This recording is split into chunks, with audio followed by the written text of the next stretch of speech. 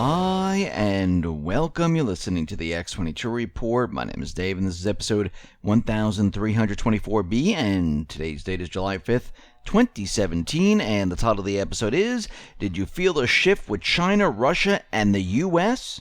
Let's get into the economic collapse, political, and geopolitical news.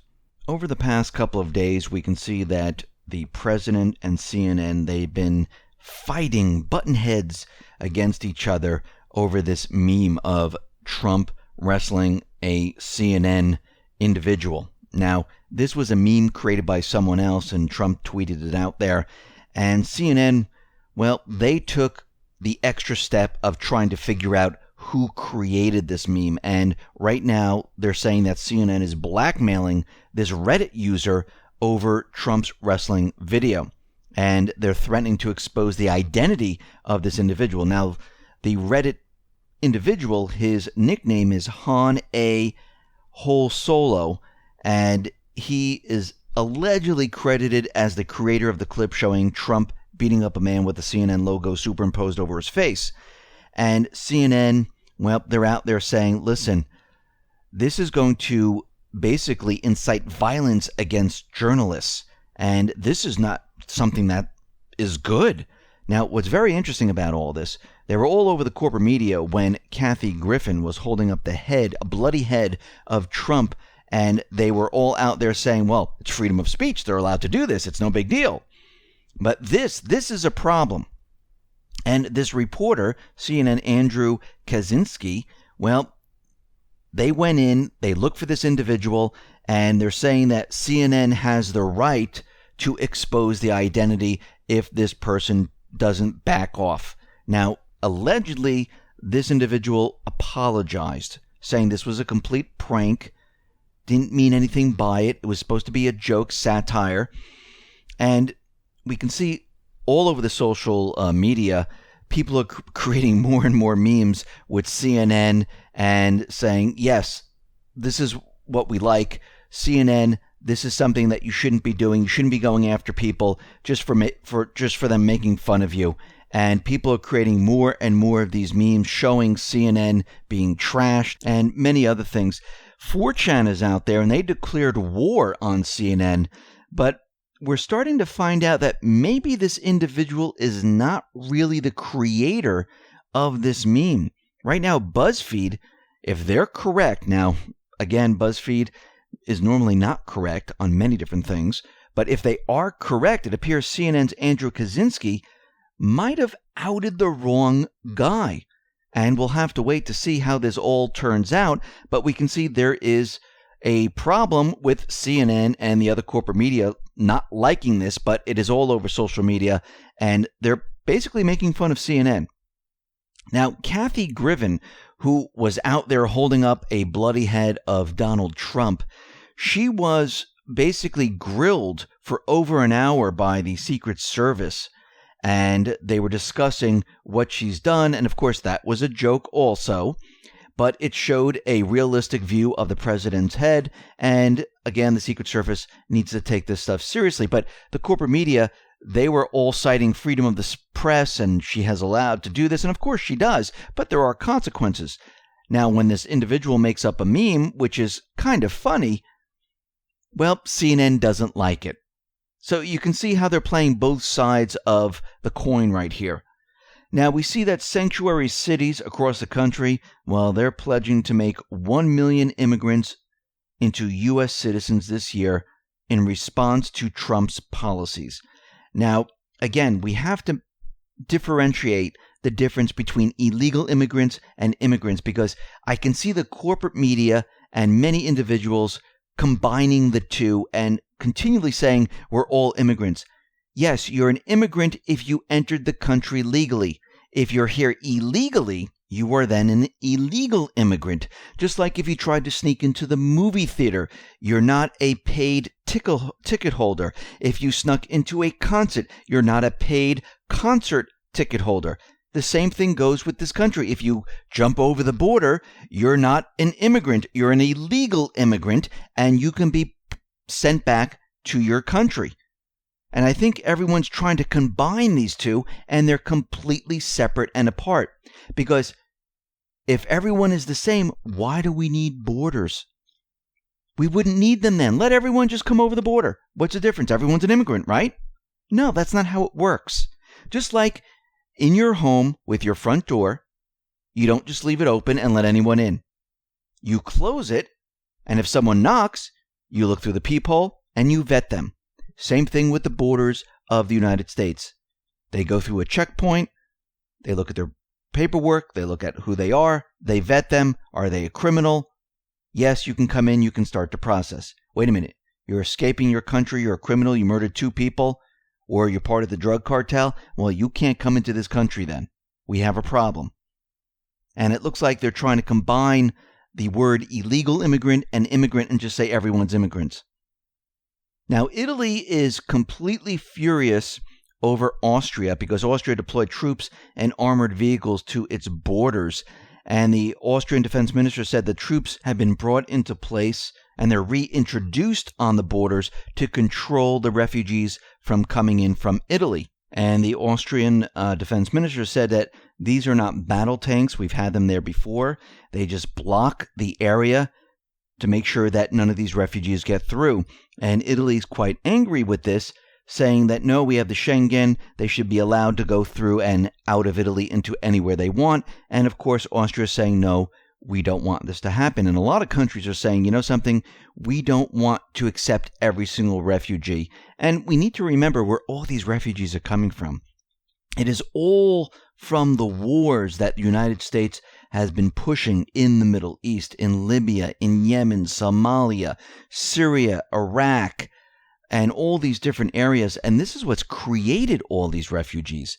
If we would stop the wars, if we would get out of these countries and let these people go back to their countries, we wouldn't have a refugee problem.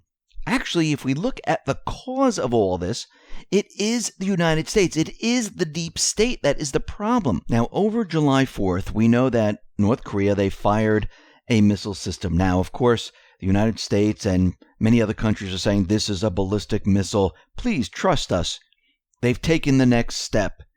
And we can see right now that the U.S. and South Korea, they decided to have a drill to show force and to show North Korea that, South Korea, the United States, they're not going to take it. And people are out there saying we're heading towards war. This is going to break down. And as we can see that China and Russia, they've urged North Korea and the U.S. to embrace de-escalation.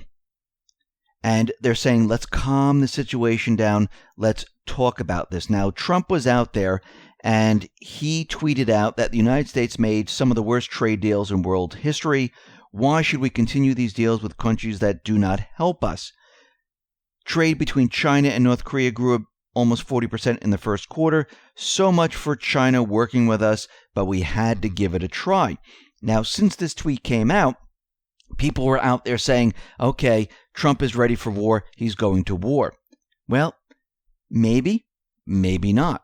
And as we know, the intelligence agencies, they've been trying to get into North Korea for a very long time. We know that they are dealing with opium, moving it across the border with China.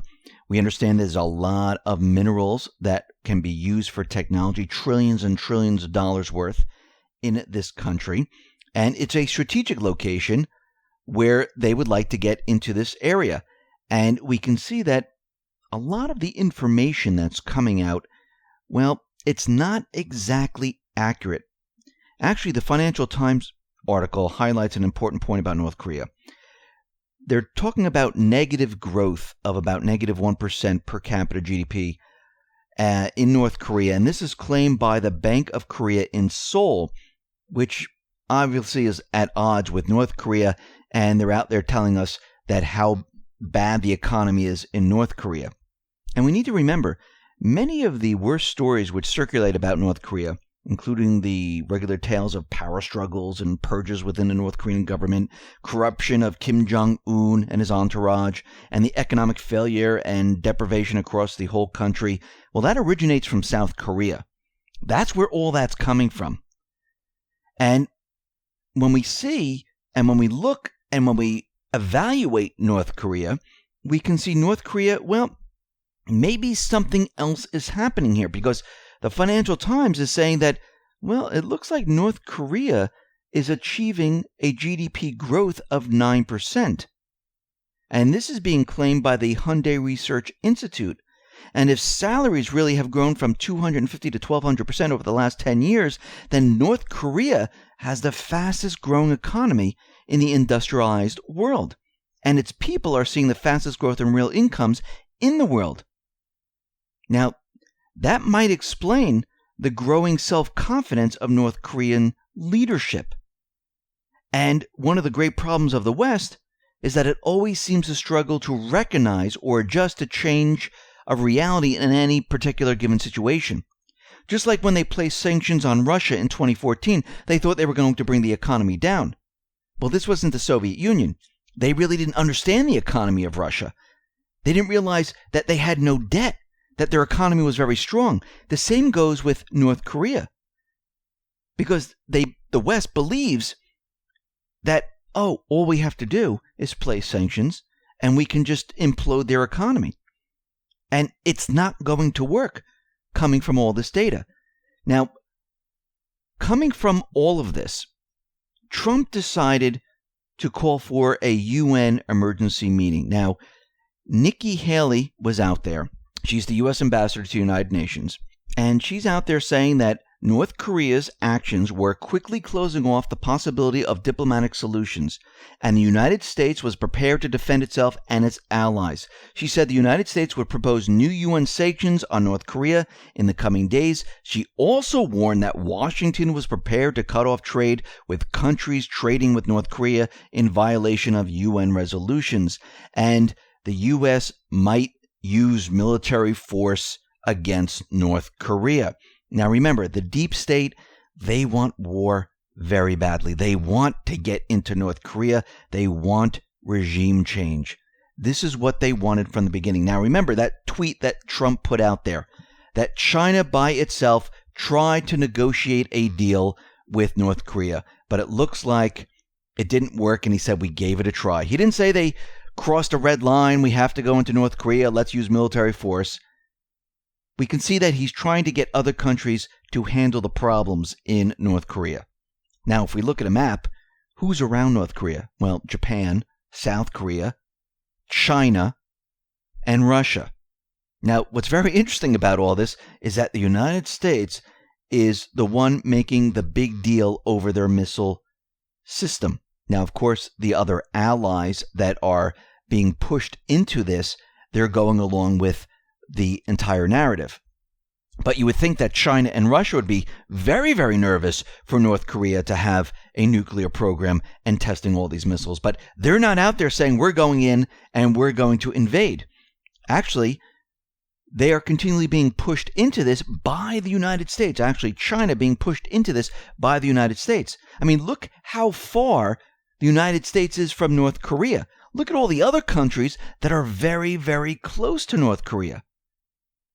So, in Trump's mind, these countries should deal with this problem. Just like Russia is going to basically decide the fate of Assad. So, what he has done right now, and he's bringing it to the UN Security Council, he wants Russia, yes, and China to work together on this problem. Now, this is something the deep state doesn't want. Because Russia and China, they're not going to invade North Korea. Putin does not work this way. Actually, Russia and China, they've published the complete text of the Russian-Chinese joint statement on the Korean conflict. What they say is Russia and China will closely coordinate their efforts in order to promote a complex solution to the Korean Peninsula's problems, including that of the nuclear issue, for the sake of achieving a lasting peace and stability in northeastern Asia, in the spirit of strategic cooperation for the foreign ministries of Russia and China, and they state the following: to settle the situation peacefully through the dialogue and consultations. The parties oppose any statements or moves that might escalate tension or aggravate the contradictions and urge all countries concerned to maintain calm, renounce provocative moves or bellicose rhetoric. Demonstrate readiness for dialogue without preconditions. And when we look at this, we can see that there are a few key points. One, the Russians and Chinese are coordinating their positions on the Korean issue in the spirit of their strategic cooperation. What this means, in effect, is that China can count on Russia's support in its dealing with the U.S. on Korean issues.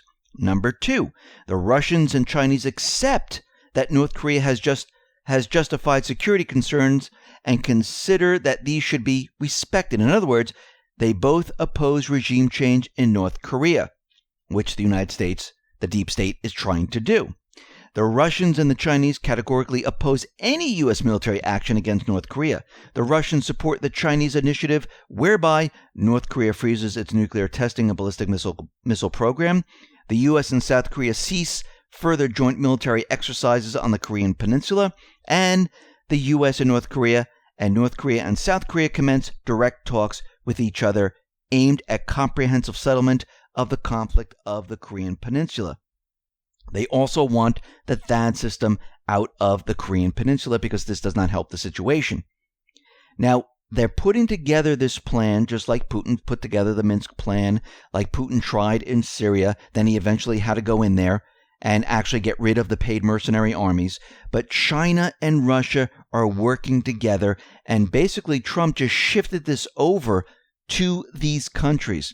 And I believe once the UN Security Council has their talks, they're going to implement some type of plan like this, where they're going to calm the situation down. So everything is starting to shift. I mean, think about it. After the missile launch, the South Korean Prime Minister still invited North Korea to take part in the 2018 Winter Olympic Games. They're not saying, hey, we're going to war. They're still trying to push peace. Who's not pushing peace? It is the deep state. Now, what's very interesting about all of this is that the shadow president, Obama, well, he just so happened to show up in South Korea to speak to Moon Jae-in. Now, for some unknown reason, Obama met with South Korea's new leader almost immediately after he returned from a meeting with Trump. Now, this is really odd. Why is he doing this? And they spoke for about 40 minutes or so. And we have to question this and say, is this a violation of the Logan Act? The Logan Act is if any citizen, which he is now, of the United States, wherever he may be, who, without authority of the United States, directly or indirectly commences or carries on any correspondence or intercourse with any foreign government or any officer or agent thereof with intent to influence the measures or conduct of any foreign government or of any officer or agent thereof. And it goes on saying why this is in violation. But as we know, there's been no one actually brought up on charges of the Logan Act throughout the U.S. history.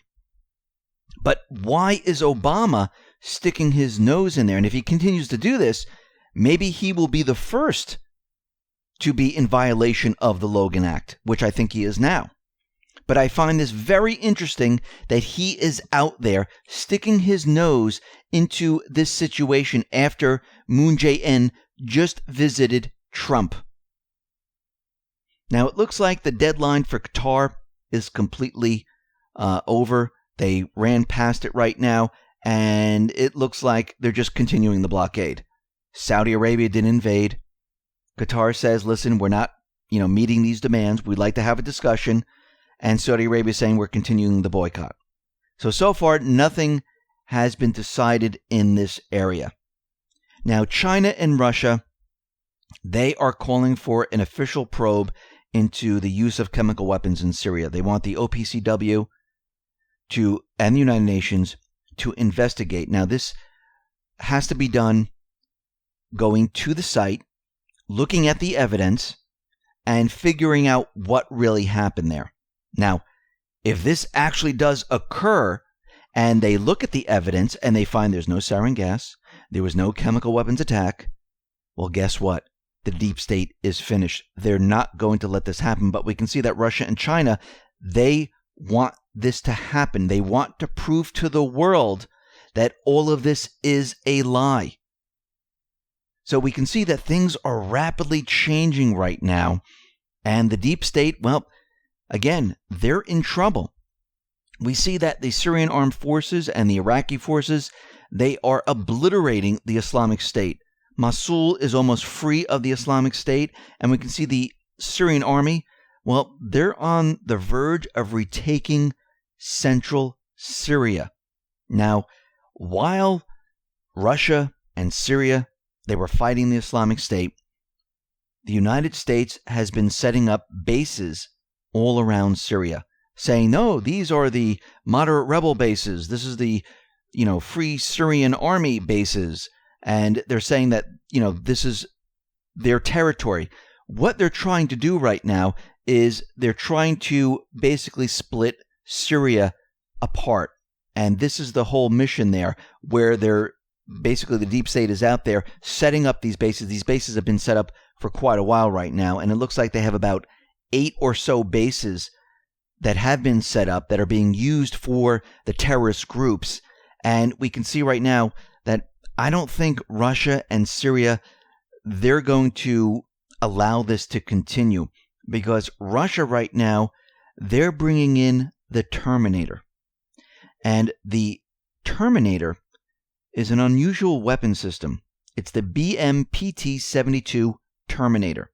Now, it has its origins in the 2 Chechen wars, when the Russians decided that a heavily armored vehicle was needed to support main battle tanks in dealing with infantry, especially in built-up areas.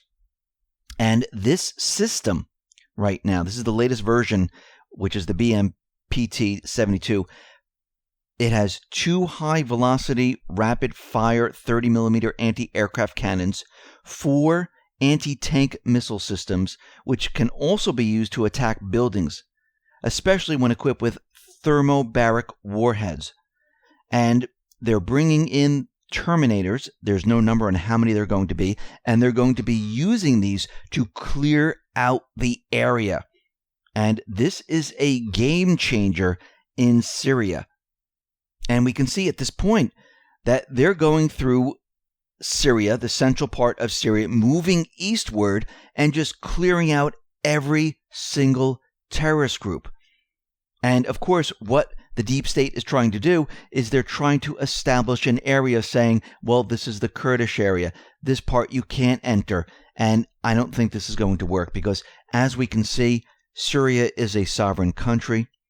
We see that there's an elected president. We see that Russia, Syria working very closely with each other, and they're moving in and just basically getting rid of all the terrorist groups. There is no reason for the United States to be in Syria at this point. Actually, there was no reason for the United States, the deep state, to be in there in the first place, because they invaded a sovereign country. It is time for the U.S., the deep state, to get out of Syria. They have lost. Now, the only way they can maybe do something in this area is to have some type of an event. Now, what Russia is doing is they are setting up military police in the buffer security zones. So every time they capture an area, they're setting up a security buffer zone. They're putting military police there, and they're going to be stopping any terrorist groups from entering these areas. So it is getting tougher and tougher, and the forces, the U.S. forces, the paid mercenaries, they're being pushed further and further east. We see that Russia basically has a no-fly zone over Syria. Every plane is being painted right now, and this is why the deep state is moving back and forth from Syria to North Korea. They're trying to get this war started. Now, does it mean they won't be able to get a war started? Well, they could if they have some type of an event and they try to blame it on maybe Syria, or at this point try to blame it on North Korea. But we can see that China and Russia, they're stepping in. They have huge amount of voting power in the UN Security Council, and we can see that everything is starting to shift, and this is something the deep state definitely does not want. They don't want China and Russia involved. They don't want their combined strength. They don't want them to look into what is happening in Syria. They don't want them to be calling the shots. They don't want investigators in there. They don't want them dealing with North Korea. They don't want them putting forth their plan to de-escalate the situation in North Korea, because this puts a kibosh on their entire plan. Their entire plan is to bring us to war. And it looks like it is not working. Now, we still could see an event. They still could try to bring us to war. They can plan something that is huge, where everyone is so discombobulated that they don't know what's from up or down, and we could be brought into a war without anyone questioning it if they make this event large enough. And this is something that we've been looking at, and this is something that we need to be a little worried about, because we know they don't care about the lives of people in different countries. They will sacrifice those lives to get what they want. We've seen it in the past, and we can see that they don't care how many lives are lost. If they're going to have some type of big event to bring us to war, it's going to be huge. And this is the part where we need to be a little bit worried. Hopefully, the plan with Russia and China in North Korea, this basically calms the situation down. But once again, we know what the deep state has the ability to do. And this is what we are watching, because we know they will resort to an event if all else fails. Listen, everyone, thanks a lot for listening. Be well, be safe, and especially be prepared. Thanks a lot.